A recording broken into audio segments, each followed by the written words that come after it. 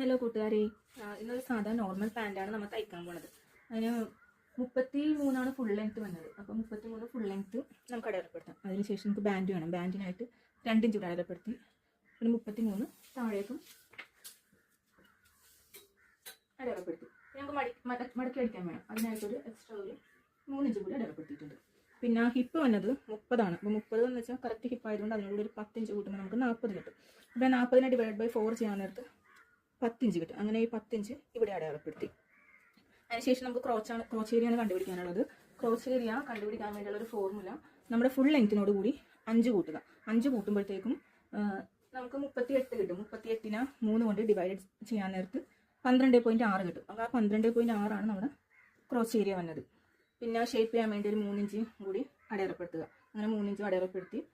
താഴെ നമുക്ക് bottom loose വന്നത് 14 ഇഞ്ചാണ് വന്നത്. അപ്പോൾ 14 ഇഞ്ചിൻ്റെ പകുതി 7 ഇഞ്ച് അടയാളപ്പെടുത്തുക. അങ്ങനെ 7 ഇഞ്ച് അടയാളപ്പെടുത്തി ഇവിടെ ഫുള്ളായിട്ട് വരച്ചിട്ടിട്ടുണ്ട്.